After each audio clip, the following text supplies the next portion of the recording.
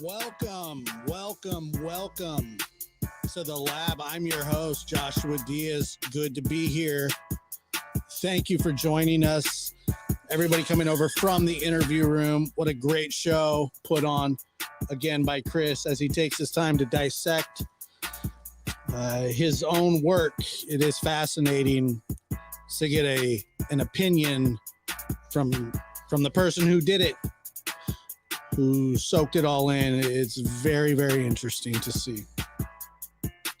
So thank you again, everybody being here. And without further ado, I would love to introduce you to the man, the myth, the McFluff, Mr. McFluff with the McFluffisms. We got, as you were saying that, I was thinking, what emoji could we use? Yes. Here's what we need, Chris. We need an old, what are those called? Headshots? No. We need an old headshot. No, you're not getting one of those. With your hair just on Empire State Building status. It was there. Josh, great to be here. And thank you again for the invite. 2 for 2 here. I appreciate it very much. And, hey, rats, I see your lab rats. And lab rats, yes. We got a lot of our people over here. And they're coming in right now. Yep. Awesome. Yeah, the McFluff, thanks to you, as a new, it's going to be an emoji, but I don't think I'm going to have my face on it. Hopefully not, but we'll see what you come up with. But anyway, I got to find somebody to make it. Yeah, I'm telling you, look, I have ideas and we'll come up with something good. As the people are coming in, Chris, I wanted to show you something. I ended up at the library the other day, and because people still go to libraries apparently. And I was going through an old Civil War book, and it had a bunch of pictures in it and of old generals. And I found he already knows where this is going. And I just happened to find something very interesting. And you guys may not know this, but at the Battle of Gettysburg, there was a big time general that was overlooked. Okay. I don't know which side he was on. He never declared a side.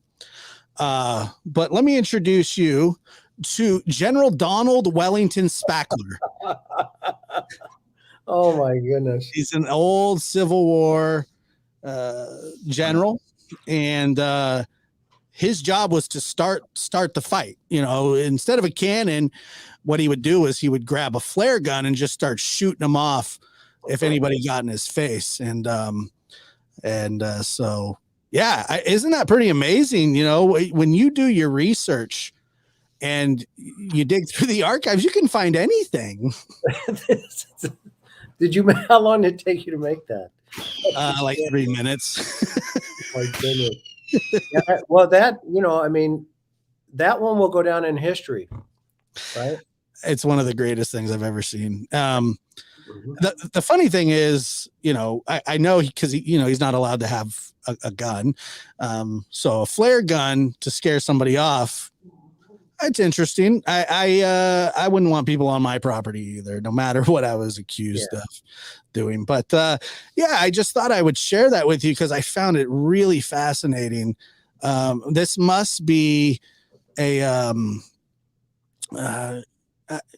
some sort of lineage to back to Tennessee. I don't know. But pew pew, General Donald Wellington Spackler. Just wanted everybody to get a good look at that. And so, Chris, thanks for being here. And your show was fantastic again. There is so much. There's so many little signs and like you call it qualifying, basically. Like here's what I'm telling you, and I'm going to stamp it so you believe me. It's almost, what do they call that? Where you get something notarized, you type something up and then you have it notarized. The fact of the matter is when she does that, when you guys are talking and she does that, you've been dealing with that stuff for years, 40 years. People do that, over and over and over again. How much, just a percentage wise, how much are we believing, are, is she just completely lying to us? Is it just a partial lie? I mean, like you said, we're not even convinced that day happened. It happened that day. We're not even convinced of that. Speak to that a little bit on how you feel about the overall blossom of the interview. From Candace, about Candace? Yeah. I think, remember, where folks operate when they're lying is from a position of jeopardy. Okay. So, again, we live three lives: public, private, and secret, right? Our public persona, our private persona, and our secret persona. Okay. So it all depends, what they want to hide from the secret life. So, in Candace's place, she knows much more than she wants to put out, into the environment. So there are half truths and lies all intermingled within, the various statements that even now she continues to give on YouTube. So at that point, when I first met her, I needed a reference in relationship to how she was going to, present it to me. And so I level set, some of the information, and I think I presented most of it, not all of it, because there are some other things that she said that, I'm not going to reveal right now, but for obvious reasons, for Summer, right? I mean, I want to make sure that Summer is first and foremost in this entire environment here. Okay. So to answer your question, I know that's a long answer as always. You're talking to me. So the real perspective of what I think she says is probably a 60-40. 60 that she's deceptive. Yeah. 40 that she's being real. Yeah. I mean, that's probably a pretty, like I did a live some time ago called there are truths in lies. And I don't doubt that a lot of the things that she's saying happened. But at the same time, I call it churching it up. When she's talking to you, Chris, she's not looking at you as an interviewer. I mean, she's talking to you like you're a cop. I mean, it's a very, she's tiptoeing with you. She's being very respectful, watching her language. That's really not Candace in a nutshell. And it's like she's trying to convince you time after time, point after point, this is how it happened. And if you don't believe me, we can ask my mother, or and if and when people start doing that, that's when, as you say, your red flags, or in my case, flares, start going off. And, and that's where when she starts digging, she's trying to read your reaction as well. And it's really funny because you are into, I guess, counterintelligence. You are into that sort of thing. That's your field of expertise, is when deception and whenever somebody lays their cards out, you're reading the cards, but you're kind of going, what do they have up their sleeve? And she was a prime example of it in that water hole. But the thing I don't understand is, if something did happen at that water hole, why would she bring you there? Well, it goes into the, let's show them what they don't know. Okay. And, she'll write the narrative or they had the narrative. It sounded like they had the narrative or a narrative, okay, the get gone narrative out of the basement. And after this interview, I'm sure, she and Don debriefed, because it was shortly thereafter they started filling in some of the gaps that they realized, okay, that were problematic. And yeah, and let's remember, this conversation was to clarify Hunter. It wasn't to clarify Summer. Right? And so, she came out to say, well, basically, let me fix the narrative. And so she spent a lot of time talking about the emotional dynamics of Hunter, Allie, grandma, meaning, the other grandma, right? Mhm. And, very little about, I had to ask her, so tell me about Summer. And, how does she answer that? She's a funny little girl. She's, kind, we didn't get a lot of, emotion about her baby. Okay.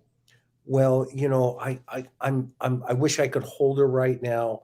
This is killing me. Can you help me? What can you do?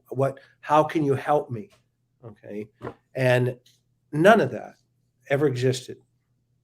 Even through the the bedroom. I apologize. I've been getting a cold. Maybe You're maybe it's the big chromosome thing or whatever. the big C, the big C dog. I've only had COVID twice, right? Yeah, I would doubt that you got another one. I probably got it coming again. Oh, okay. Well, pretty soon that'll be bouncing right off you like it's nothing. If I cancel Sunday night, I'm out of service. You let me know, and I'll try to fill your spot for you. I appreciate that, actually. Yeah, no problem.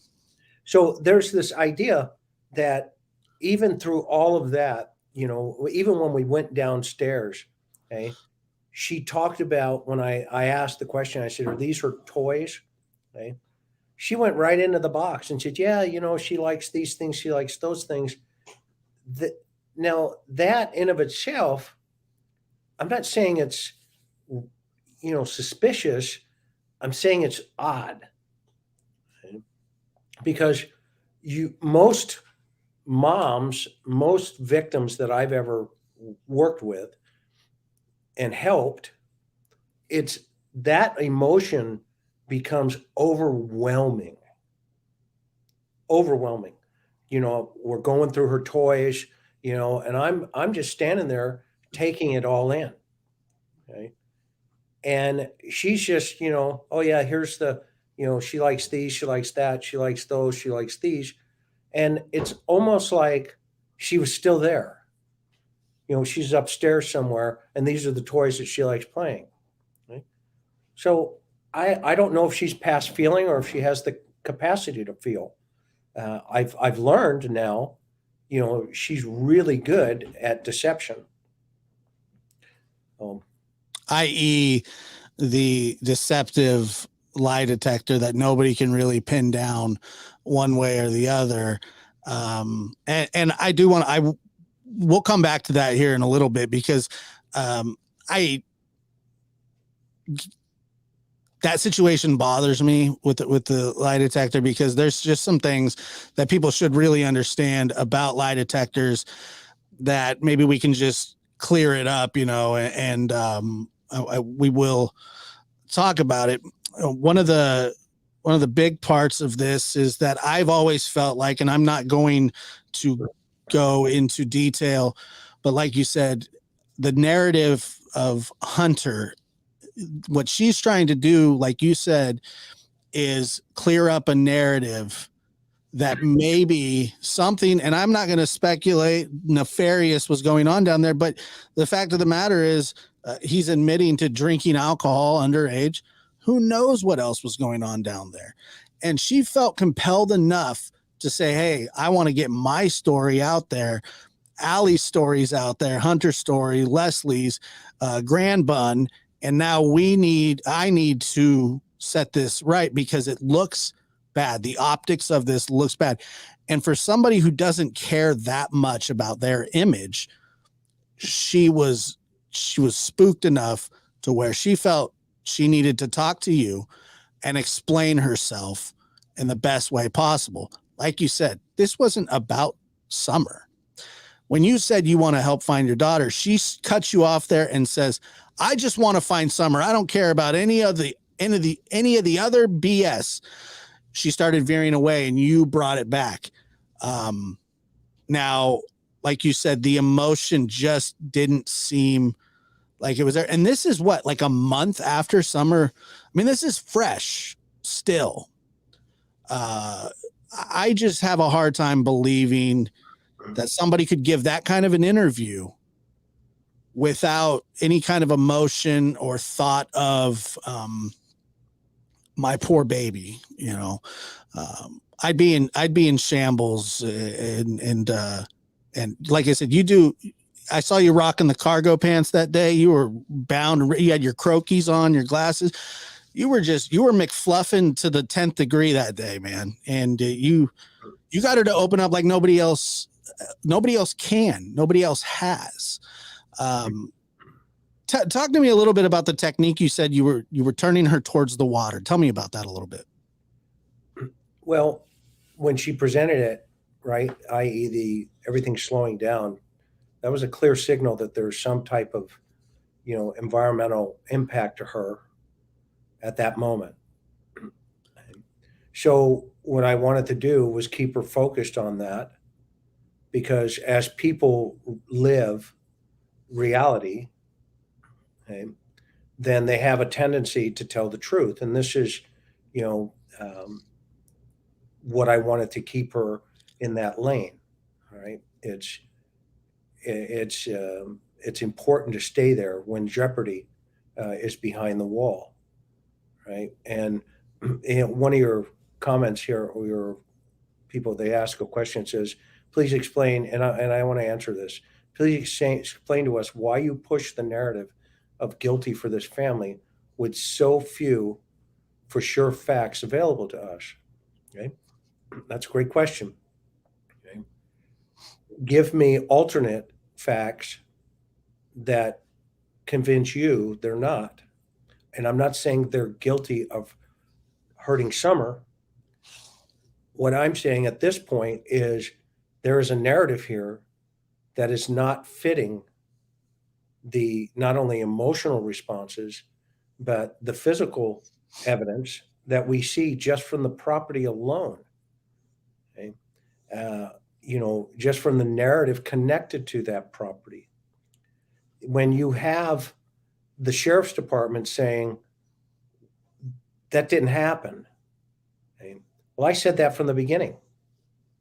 They came to the same conclusion with 100 and something agencies involved, okay, searching. Okay? I came to that conclusion going there and seeing it and said, this isn't a stranger abduction. Now, that's like telling a heart surgeon, you don't know what a bad heart looks like. Okay? So I always appreciate those comments, but they're not productive to find Summer. Okay? Right? They're not. Well, they're not productive. And the fact of the matter is, when anything happens in life, when it comes to criminal activity, and the person that's closest to it at the time, forgive us, Dawn and Candace are the parents of this little girl. The first person, they start from the inside and work out. Okay. Well, when you start from the inside and you look at these people's past, what does law enforcement do immediately when they are investigating somebody? Let's take a look at his rap sheet. Let's take a look at her rap sheet. These rap sheets are bad. Okay. They involve abuse. They involve losing children in previous relationships.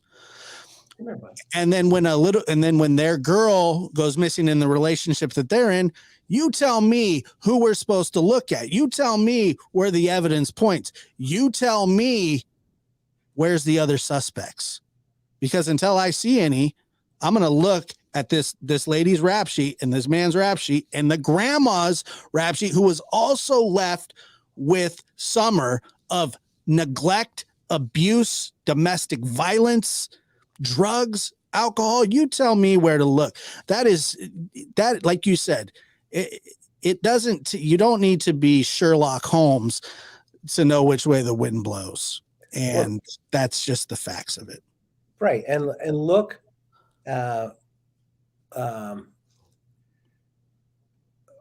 look at what resources they put into going up onto that property to arrest Don. They had a SWAT team almost. Okay. Now think about that. You have the U.S. Marshal's Office, you have parole, probation, you have Hawkins County Sheriff's Department, and you have a modified tactical team with the FBI to go arrest Don. Here's a call coming in. Okay. Hey, my daughter's missing. Oh, CAD. It's that guy. Okay. Roger that. Okay. And these are the kind of things that we forget, that it's not only about Summer, but it's about what happened to Summer. Remember, we have to ask why, not how. So many of us are asking how, you know, well, I don't believe that the parents are involved because how would they have done it? Okay. I would ask you to ask yourself, if they're not involved, great. I agree. We don't know 100% what law enforcement, all that they do know. Okay. But why aren't they involved? Let's not create Don's narrative that he created. Because right now, the sheriff, FBI, TBI says nothing has changed. Their last update, right, if we go look at it, was don't look at people who are having fundraisers about Summer Wells. Yeah. That seems to be going on. They didn't come out and say, look, you folks, leave him alone. Okay. Now it's crazy. Buddy agrees. And they may come out and say that. Okay. They may come out and say that. Okay? But that doesn't mean there isn't jeopardy around them. Where they're convinced, because they say it as well, is we cannot take them, okay, off of the plate. For what are we into now, right? Since June. 7 months. 7 months. Well, why haven't they come out and said, Don and Candace are cleared? The next person that shows up at that property is going to prison, because I'm going to have my guys get out there and arrest you. Okay? The moment I hear that is the moment I'll say, you know, glad I left there a long time ago. Well, and the fact of the matter is too, Chris, say that they're not the ones directly involved or responsible, but the fact remains that they did not protect those children, including the others, the way that they're supposed to. You don't bring drug addicts, alcoholics, strangers, i.e. Jose, to live in a house with little children. You don't know these people's criminal history. There he is. Look at Buds.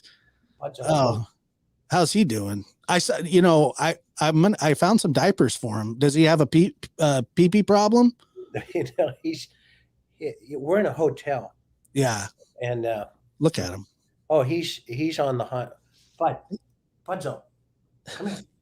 Come say hi. He said, forget it. I'm only talking to Otis. Yeah, he wants to know where Otis has been an absolute terror today. And I mean in the worst way. I mean, just we had a routine going. He was going potty outside, and then he just decided to jack pee all over the place today, just having a bad day. And but back to my original thought here is that there's more than one way to be responsible for something. And when you put your kids in danger around strangers,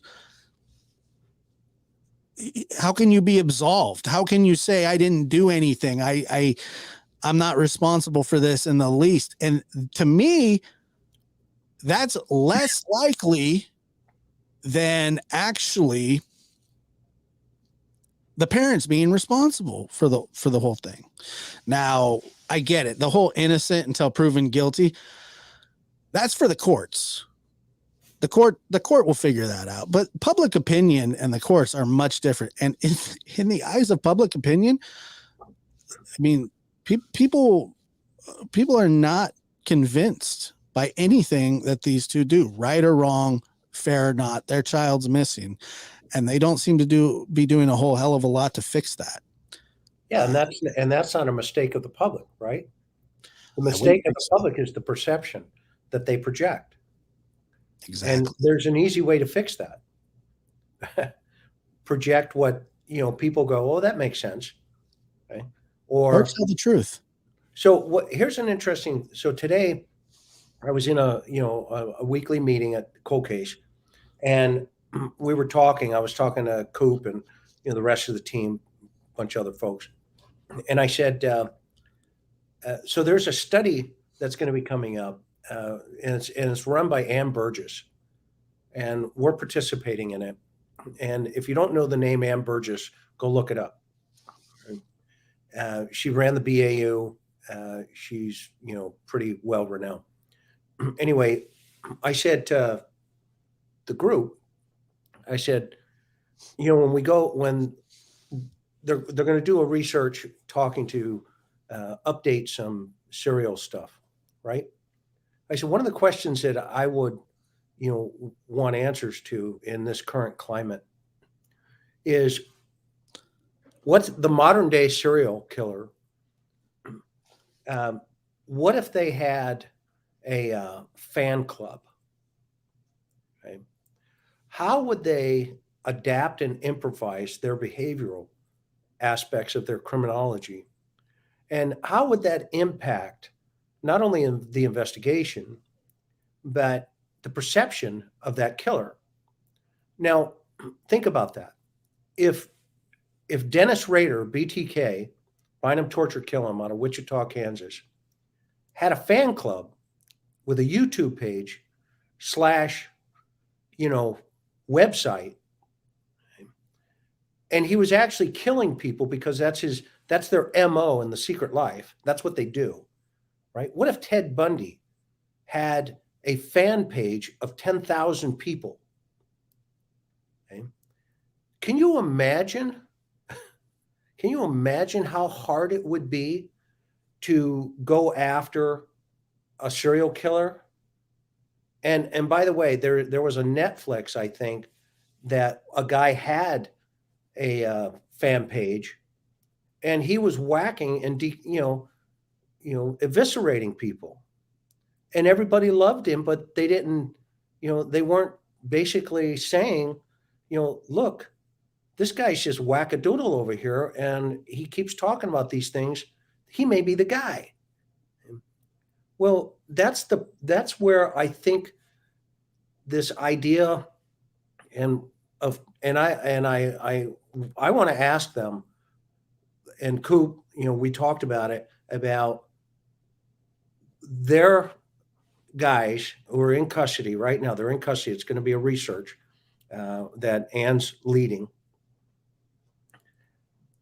If these guys had the ability to have trolls come in and circumvent every conversation about them, how would that impact their ability to commit horrendous and more heinous crimes? look at Charles Manson's followers. Yeah, Mommy G just said that. Perfect. That's a great analogy. What if Charles Manson had a web page and a YouTube channel? Think about it. Yeah, it's pretty terrifying to actually, um, And I'm not comparing anybody to sure. them. Okay? I'm just using that thought process. So the 21st century has really moved the ball. Okay, moved the ball. For the worse and put our children in even more danger. Yeah. Yes. Notes. Notes. This is exactly a great point. Sorry, Manson never killed anybody. You just made my point. Thank you. Check. Manson never killed anybody, but he only did life in prison. I mean, it's not a big deal. Yeah. And he only had people doing it for him. Yeah. When Charles Manson is a whole different conversation. The problem with Charles Manson is that was always his goal, was to get other people to do it for him. You don't have it's basically like the RICO predicate. You don't have to be the one to pull the trigger to get life in prison. If you're in on it at all, and by every single person's account, that was his thing. But yeah, people are he never killed anybody. Well, good for him. Good for Charlie. Yeah, you're right. He's a great guy. He did nothing wrong. It's just, Either did Bin Laden. That we know of, that's for sure. You can't charge him with anything specific, like a specific murder. But yeah, it's such an odd thing to say. But I hear that a lot with them. But that's the same thing as it's loosely tied to, well, Don and Candace may have not killed Summer intentionally or unintentionally, but they also didn't do a whole heck of a lot to keep her safe. And in that instance, I have no problem criticizing and faulting them. If they were out there every single weekend searching for this little girl, organizing searches, prayer vigils, begging the public, if you look at Mary Chris in the Maya Millette situation, these people are quietly relentless and in the pursuit of a body they want to bring home. I just get the feeling from Don and Candace that they've written everything off and it's survival mode now. And they're going to do whatever they can to try to stay out of prison for as long as they can for whatever they could be in trouble for. And I saw somebody in the comments says, why can't they arrest them on what is documented right now? And I'll explain this one more time, is that there is something so much bigger than what is documented with CPS or whatever. There is a murder investigation going on. Sorry, let me step back. There is an investigation of a missing child going on. And if they can build a murder case, that's what they're doing. They're trying to see what they can build on top of each other. They're not going to get them on some pettiness. And I'm not saying that the stuff with the CPS is petty. It's not. They will answer for that. Just now is not the time. The investigation is fluid. The investigation is ongoing. They will answer for those. But if they can stack those like IHOP pancakes, that's what they're going to do. Am I right there, Chris? Yeah, they're not gonna pull the trigger till they know they have the ammo. I asked you that once. I said, why? Why won't they do that? And then you said, why start the clock on this thing? Yeah, why? That would be a terrible idea. It's just not how it works. Even I get why people ask that. But why start the clock? And that isn't that the whole reason is that they want the whole enchilada. And if it's there, they're going to bake it that way instead of, side dishes. If you're a Bobby Flay fan.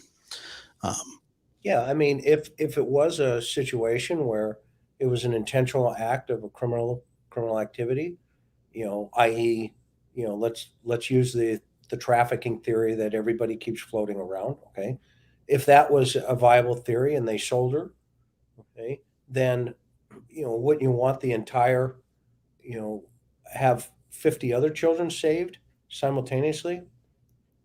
Right. So you've got to look at the network and the spider web of how these things all connect. Um, I have some undercover video from years ago where guys were trying to buy kids, for things, right? And one of them was a priest, from a church, and they let that guy, set for quite some time as he was buying. He set up an orphanage in Thailand. Well, they racked up so many Americans going to this orphanage, men, okay? And then they dropped all the evidence. It was done. It was, here, sign here, check. Okay. So if that was in play, or if it's in play, and we don't know about it, we won't know about it, right? But we'll hear about it when they set the bracelets up for everybody. But even more and simpler than that, that's where you have to say, okay, well, yeah, that's a great comment. Absolutely. They're very complex. That's what this is. That's what the Maya Maletti case is. Yep. That they're taking it to trial. And if they find her body in the meantime, even better for the prosecution. But it is no longer, as it used to be, a lot harder to prosecute without a body. But in the age of digital evidence, it has become a bit easier. When I watched that lady, the district attorney from San Diego, I forget her name, and she's just wonderful. And she's very proactive in fighting crime and holding bad guys accountable. We need more. Stefan. What's her name? Summer Stefan. We need more district attorneys like that. Very proactive lady going after bad guys in a major way. What she said was, "Where's the proof of life? There is no proof of life. Show me the proof of life." Well, that's evidence. I would assume, and even in this case, I would think proof of life is going to be evidence. I mean, at some point, somebody's going to be held responsible for something. We just don't know what it is yet. And when it comes to these investigations, yeah, are we speculating? Are we spinning our wheels sometimes? Yes and no. But the point of this whole thing is there's a 5, soon to be 6-year-old girl missing, still at the heart of flare guns and wild packs of dogs and unkempt houses, little just so many goofy off the wall things that we've been talking about. But Summer Wells is missing, and for us to keep her name out there is a big deal. And if you don't think, like you said, that law enforcement doesn't watch these shows, watch them on YouTube, they're, like you said, they watch with popcorn every night, anytime they go on. I saw Dawn on the news again just the other day talking about being harassed. I'm not going to talk about it. There's no reason to talk about the people, but Dawn has a hard time staying away from media, and that's to his detriment, I would think. What would you say that's true? Yeah, I mean, leave him alone on that piece of the puzzle, right? You he's already he's doing his best work on his own. Just leave him alone, and you know, right. I mean, there you go. You can't even write that into the script. Okay? Let that speak for itself. Let his late night, I'm showing up on YouTube, half polluted, half whatever, intoxicated. Let that speak for itself. I mean, that's what, again, it goes back to what I said earlier. You've got people who are just almost like enabling this idea. They're ignoring that this is what Summer lived with. Let's think about that. Okay? This 5-year-old little girl lived with that. When Daddy at night would get polluted, he just has a platform now to show us. Right? Well, I think about Summer in those times of, I think about this idea that says, wow, how much did she see? Okay? How much did she feel? What exposed it, to her? Okay. Uh, uh, this idea, okay, in of itself. How does it present itself constantly? Well, Don tells us every single night Candace gets stoned and blasted 5:30, right? every night. Not a few times, every night. Okay. Now, okay, do we all know how that math lines up? Just ask CPS. Where are the other kids, her children that were taken away? Okay. Uh, it doesn't take a scientist to figure that piece of the puzzle out. Okay, well, that's your baseline. That's your baseline. Think about what happens. We're 7 months into this. And what are we hearing? Well, yeah, that really scared me. Okay, everybody was crying and worried and all this other stuff. What he should have done, okay, was come out and say, what do you want to talk about? Leave me alone. Knock it off. You're here at my, whatever, this and that or there, okay? But it doesn't work like that. It constantly, makes it hard for him to really position himself, um, about, comments in relationship to what could be truthful, what couldn't be truthful. I think that suspicion is not from me, not from you, not from anybody, but Don, Candace. None of this, okay, none of this was created on YouTube. It was created by those parents. And and by the way, they try to lay that at our feet, that we are causing problems in their lives. The thing about it was these problems existed in their lives. They just weren't highlighted for the world. And, in a video that I did a while back, it was a letter that I wrote to Summer. And, when unfortunately, Summer has now, to me, Summer's a hero in the fact of that she has exposed all these terrible things that have been going on, including with her brothers and, Don and Candace. It wasn't a good situation. And now it's on blast for the entire world to see. I would be upset about that too if I were them. But the only people that they should be upset with are themselves. I mean, they lived a life that was conducive to major issues. Well, And Summer has been the ultimate casualty of that. yeah, and I have to question the logic of the idea that Summer is hidden away somewhere for her own safety. Okay. Well, here's a call coming in. Okay. The world is looking for this child. Here's a call coming, right? The world is looking for this child. Okay.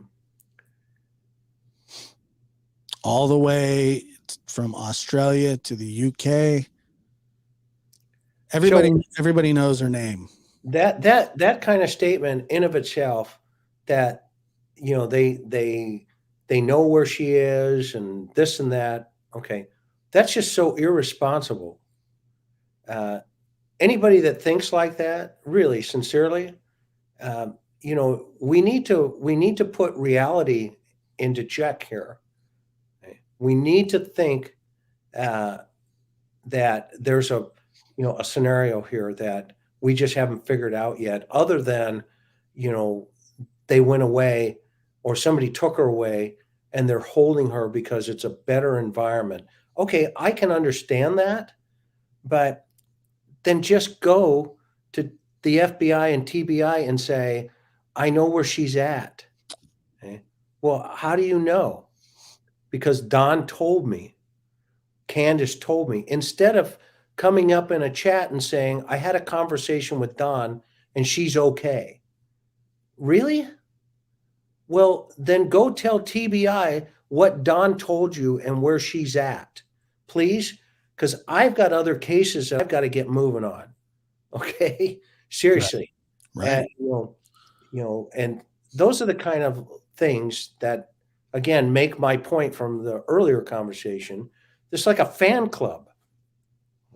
Yeah, and I've seen it, and you and I have had this discussion a bit behind the scenes of, there are people out there pretending to dangle, either pretending or really dangling information out there like it's a carrot to a rabbit. Why would you do that? Why would you insinuate that you know more than you're telling? Go tell somebody. Go tell the FBI. Go tell TBI.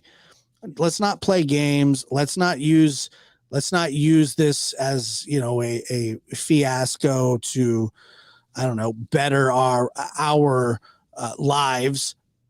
The fact of the matter is, Chris, you and I would be talking about another case today if it wasn't Summer. We will go on to the next case. That's how these things work. That's what we like. We like to highlight these cases, but soon all this will be over in one way, shape or the other.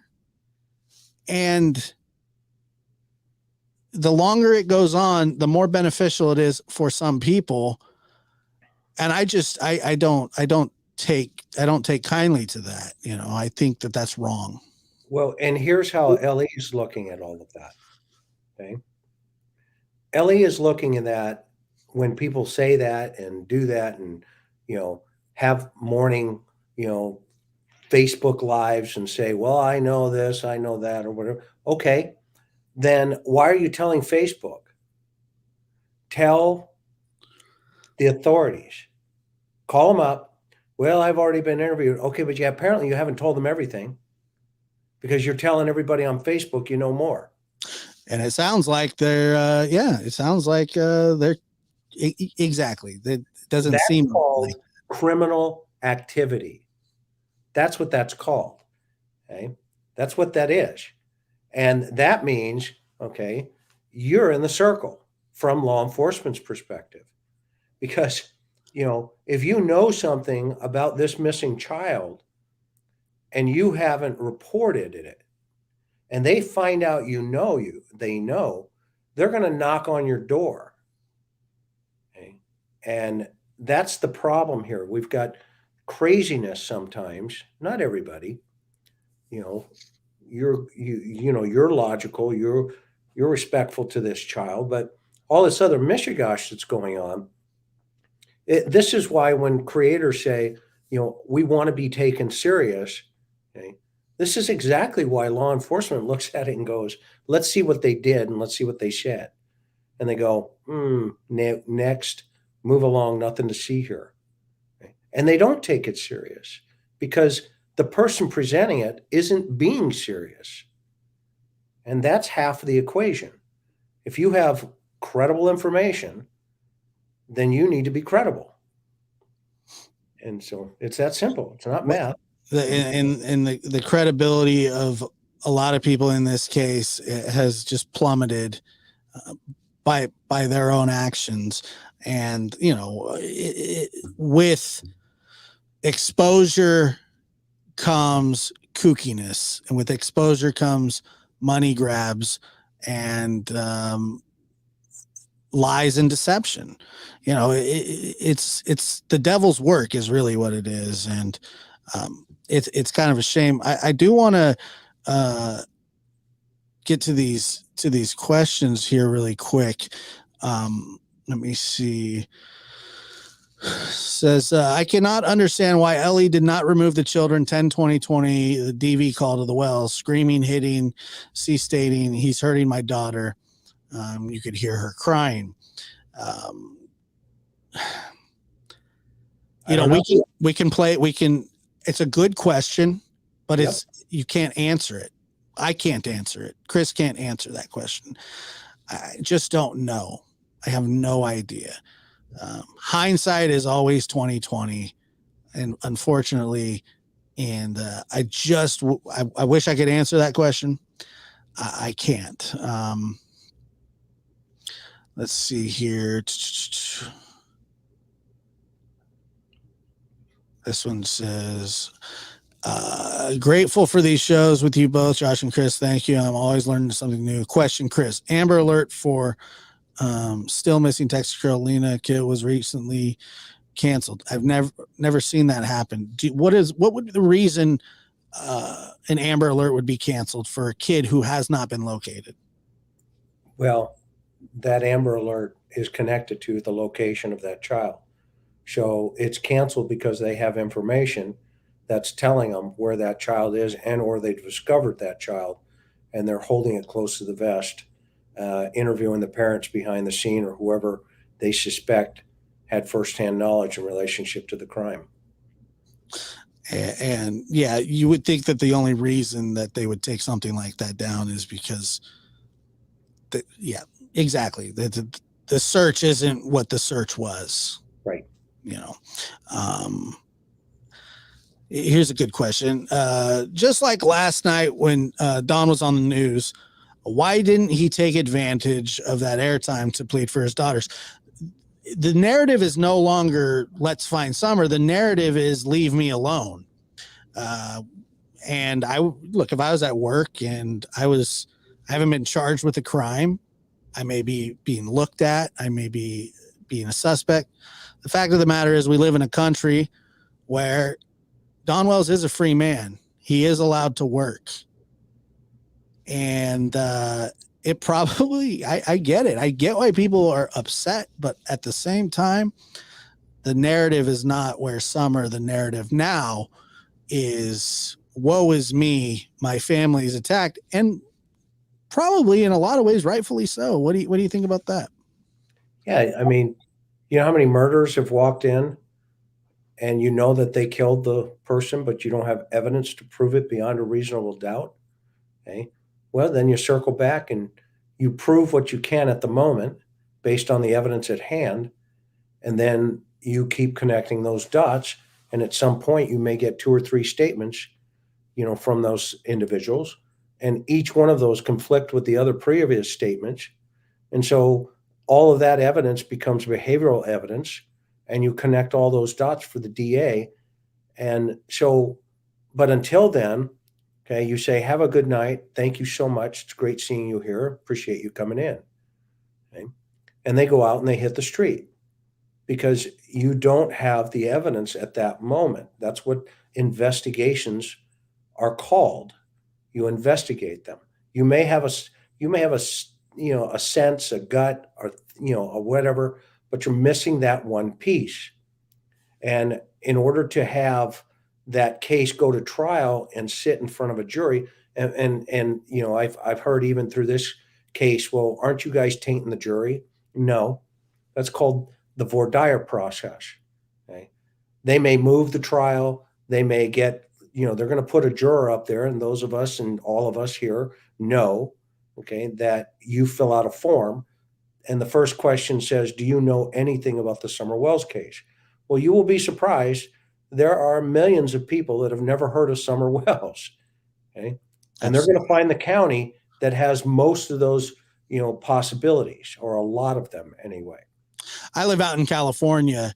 And as big as this case is in the quote unquote true crime community, outside of that, Summer is not a household name like Gabby Petito was, Brian Laundrie. That's not what we're dealing with here. We are dealing with a community, especially an online community, that has taken interest in this case because of the lies and the deception and the background and the history and the current standing of the living situation when it comes to this family and these kids. Busta says here, do you think it's possible that something happened the day before the 14th with Dudley's interview and all of the 15th is a cover up, which is why they ran around so much and called Hunter as an alibi? So are you asking if Dudley's involved? Let me see. Yeah, so they're talking about I think she's just asking, if when you listen to the Dudley interview, could it be that something happened the 14th, not necessarily with Dudley, but that maybe Dudley alluded to, maybe it didn't even happen on the 15th, it happened on the 14th. Do you think, is that possible? And I might steal your thunder just a little bit here. That would be a major, major problem for Hunter if that's the case. Yeah, we're talking, add bracelets and stir. Right. I mean, you wouldn't. That would be a major. Are we looking for a live Summer? Chris, why don't you go ahead and answer that? I think you answer that better than I do sometimes. Are we looking for a live Summer? I'm hopeful. Yes, we are looking for one. Are we expecting one? That's different. That's a good show. Yeah, I'm hopeful, like everybody is. Statistically, we got a challenge. Right? But I am hopeful that if they do find her, man, how amazing will that be? Okay? And then we get to figure out, or at least listen to, how this all came to be. Busta on a follow-up says, because Dudley said Dawn was so devastated on the 14th and that that's the same day he got fired. Look, these people, their emotions are all over the place. You can never know what they're upset about. It seems that they get upset quite often and they have many, many run-ins with the law. Who knows what was bothering Dawn that particular day? It could just be a coincidence. He doesn't always seem like he's in the best moods anyway, no matter what, and so who knows? But let's see here, a couple more of these. There was one. Okay. Says Mr. McDonough, or as I like to call you, the McFluffinator. I asked you in chat, but had to go before the live ended, and I have a question. When will Ellie and TBI clear media, phone, and cam footage? Well, they won't. It's called the First Amendment, and any media station that took that, they can request it, but they don't have to give it at all. That's what the Constitution will protect. So to answer that question, I don't see any media, unless it was a confession of sort, they would ask for a copy. The court would then have to get involved for a search warrant to obtain that copy, because we're talking about the media, and the First Amendment will protect it. And a lot of times, the media corporations will throw their lawyers at it and say, well, we don't care what's on it. You're not seeing it. This is a question we get asked a lot. I get asked this question a lot. Soon is a really relative term. And I think I can speak for Chris when I say, who knows? Hopefully, but who knows? But I do think not to throw water on anybody, rain on anybody's parade, because we all want justice. That's what we're here for. And God knows that Chris and I and many other people involved with talking about this and covering this case, we just want it to end. We want a resolution. We want a conclusion, because Summer's name is not, it's so disastrous right now. All the craziness that's going on. And like Chris said, there are many other things to move on to, but we can't turn our back on something that we started, especially you at least 6 months ago, me about 5 months ago. I never thought that it would turn into anything like this. And I'm sure you never thought that as well. Let's see. Was Summer actually even seen on video anywhere that day? We don't know. We don't know. I mean, what do you think, Chris? Yeah, I don't know if they captured any video. I know that they were able to put a timeline on the Walgreens visit. And I don't know if that was video or if that was through receipts.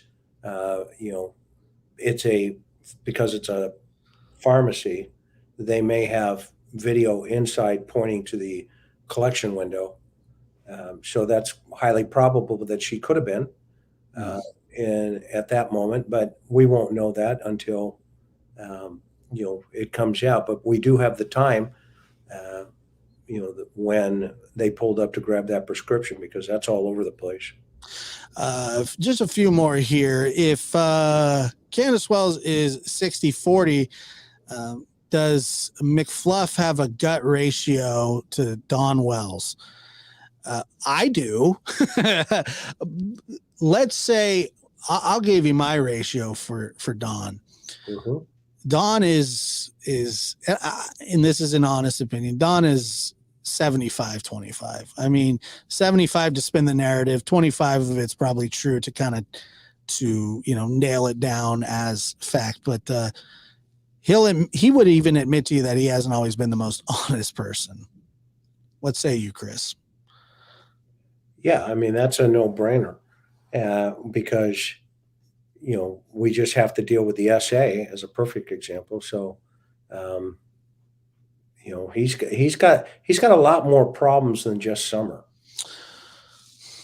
And that's an absolute fact. Do you think they're planning an exit? Gave up many of the dogs, not visiting the boys, not going to Sabbath school. Sabbath school. I like Happy Sabbath, brother. And now not working. I don't know if Dawn has been fired. I mean, I hear speculation about that, but I don't know if that's the case. That would have to be something that would have to be verified through Dawn. So I don't even know that that's true. But no, I don't think that they're planning an exit, because if they take off, if they are innocent, as they claim, you can throw all that narrative for them out the window. Nobody will ever want to hear that again. No, I do not think that they're planning an exit. Do you, Chris? I don't know what they're planning. I would highly suggest not, anything like that. Don't do that, because, again, it just brings more problems into the arena. Now, if they want to run, if for some reason, go for it. Yeah, have fun. How far are you going to get with a truck full of spackle? Did anyone else verify the pillow, or was it just Hunter who spoke of the pillow? I've never actually asked. Or is that from Candace as well? Candace, we're going to see that on the next interview, where I asked her, "Where's the pillow?" And it was a knuckleball. And she did the homina and says, "Oh, we got rid of it." Right. Right. Get rid of evidence. I mean, that's standard for this case. You know what I mean? They it's just what they do. Let's see here. How you feeling, Chris? Tell me how you're feeling, man. Be Doing honest with me. good. I'm good. I'm doing good, bud. Okay, I just want to make sure because I hear a little tickle. I hear a little tickle in the throat, but a little bit of water, a Z pack, you're gonna be flying a kite. Look at you go. Good for Yeah, you. I'm Uh, good. I think you know, I think I'm getting it, to be honest with you.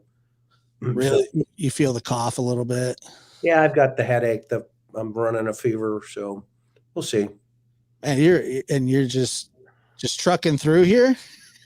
No, no, you invited me. I'm a I gentleman. absolutely did, but I'm No, I'm absolutely good. Trust me. I mean, I'll let you know. But if yeah, you see me keel over, I'm not going to tell you where I am. But text me. I'm teasing. I will definitely This will be the third time. I've had all three. If I get this one, so I'm setting a record here. how does that happen, man? Yeah, yeah, But you're also vaccinated and yeah. you did relatively well both times before. There's Yep. nothing to think that Well, the first one was a butt kicker. I wasn't vaccinated, and that thing flattened me. But fortunately, I don't smoke, I don't drink. I mean, in terms of alcohol or anything like that, I don't do that personally, and so I was able to at least make it through. And yeah. so, I'm sure I've got my sister. My sister was a nurse for 30 years, and she's always been good with my symptoms. Yeah, well, early in 2020, I never tested positive because back then you weren't able to get the test. But when the very first case in the county that I lived in showed up on the news, I was sick that day with a fever and a cough, and I was down for almost a week. I felt really, really terrible. And just a month or two later, they said, "Do you want to test for antibodies?" And sure enough, I had antibodies. That was rough. It was bad. I mean, it was. I say it was like the flu, but it was the whole body. From my toes to my legs really hurt. And I never really experienced that. It's not fun. So hopefully you just skip all that and you'll go to bed tonight and you'll wake up feeling great tomorrow. That's my hope for you, Chris. So let's see here. Just a couple more and we can get out of here. You've got one here too, real fast. It says the pillow is a rumor. Well, if it's a rumor, then Candace qualified it. Yeah, it's a rumor, I guess, but one of the main suspects in the case is the one talking about it. So, I didn't Chris, mean to go ahead. no, not at all. Chris, you and your wife are saints. Jack and I love you guys. I'm in the middle of COVID now, first time. Take care of yourself and rest. Seriously, absolutely, Chris. We do want you to get that rest. One more here, Chris. What do you think about the people from church? That was Summer's favorite. What are your thoughts there? I think those Summer was in need of some severe attention, and you can see it in everything in all the pictures that Mom had put up in her Facebook page. There were some really sketchy photos in there that I saw early on. I did all of that due diligence long before I got into the interviews. So I think those people had a good heart. I don't know all of them. I think Miss Robin has nothing to me anyway. I mean, she didn't convince me that she was involved. Yeah, and there's a big difference between being quirky and happy and showing happiness in an uncomfortable situation. A lot of people, that's how they're awkward and they deal with it. I got a little bit of that from her, but come on. I mean, we really gotta not jump on. She by all accounts, she seems like a nice lady. I get it. People want to say, "What she seemed? Did she?" Come on. I mean, I don't. You sat across from her. There wasn't much there, other than a nice lady. I would assume. Yeah. Am I speaking for you there? Yeah. No, absolutely. Yeah. Didn't get any vibes that there was something crazy there. Yeah. Well, Chris, we've done a little over an hour here. I appreciate having you. And once again, you've done great. What did law enforcement, one more thing on the way out. What did law enforcement say in their latest statement about using fundraisers? Let me read it for you. Hang on, let me get it real fast.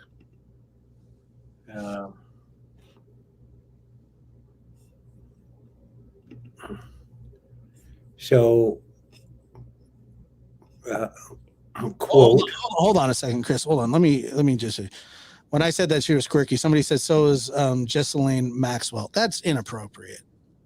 I mean, that's just inappropriate. Like, what? That's not even funny. Come on now. Let's have a little respect. Sorry, go ahead. Okay. It says, we also encourage the public to be cautious about donating to private individuals who claim to be working with law enforcement on this case. We've been made aware of several individuals who appear to be using Summer's disappearance for their own personal gain. There you go.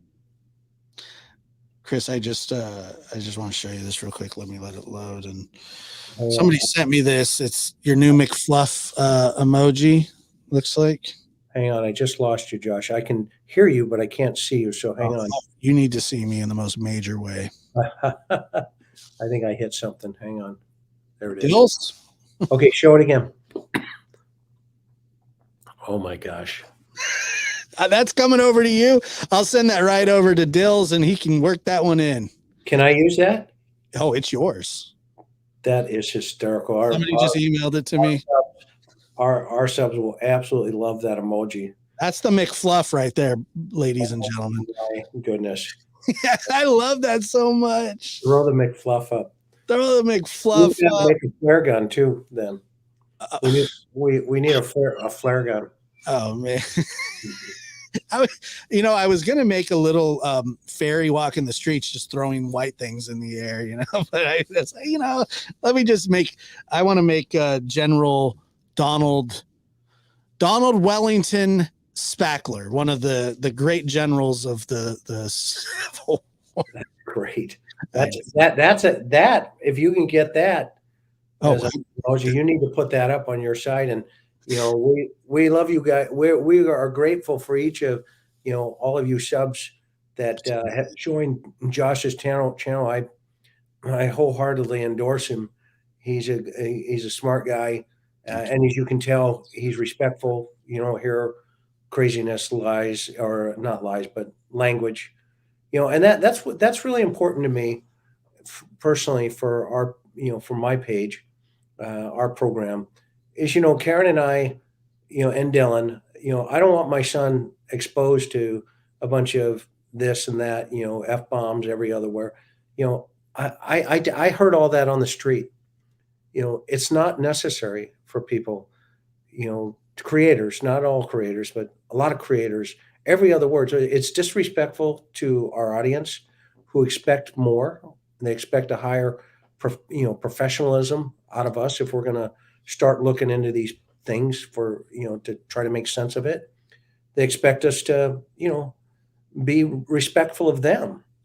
And it just drives me crazy. And that's just my own personal pet peeve that, if, as you've heard me say, even on your last show, if you can't control this, you definitely cannot control that. And I think we've lost some civility sometimes in our culture. Before I started even doing shows with you, or even before I actually knew who you were personally, if you go back to when I started, and I would catch myself if I would say, I'd get worked up about certain things and I would cuss and I'd say, look, I'm sorry. I'm going to try and make it through the next one without doing it. That's has been a goal of mine ever since I even got here to YouTube, because I wanted to conform to the audience that I have respectfully. And I feel like that's what I've done. It's a molding process. And by no means do we have to, be vulgar and talk about, sexually explicit things. It's not necessary. And there are other avenues for that. That's a fact. I mean, there's a whole nother audience out there for other things that I've entertained before. Yeah. It's just how life works. And you got to know what you're walking into, and here and at the interview room, that you're walking into something where you're not going to get a whole lot of that. And it's just a goal of ours. So we do. And by the way, thank you also for, kind of holding, we kind of hold each other, responsible when it comes to that kind of thing. It's something that we can all strive to do better with it. And once again, thank you so much, Chris. I want you to get some sleep like everybody else. You've been fantastic. Thanks for coming in, and enjoy your night and sleep well. Thank you, bud. Hey, thank you, everybody. Have a good evening, and be good to each other. Thanks a lot, Chris. Yeah. Once again, thank you to Chris McDonough of the interview room, the McFluffinator himself. McFluffisms are in full effect. The McFluff stops here. Fluffy, fluffy, fluffy, fluffy, fluff, fluff, fluff, fluff. Fluff, fluff, fluff, fluff, fluff, fluff, fluff, fluff. I'm losing my mind. I'm tired too. Hit like on the way out. Like, share, subscribe. Thank you to all the people with the super chats, the super stickers, the new members, the support, the likes, the comments. I love it all. You guys are so great to us here. McFluff's gonna fight off the McCoughs, and then he'll be eating some McDonald's, and he'll have the McGurgles in no time.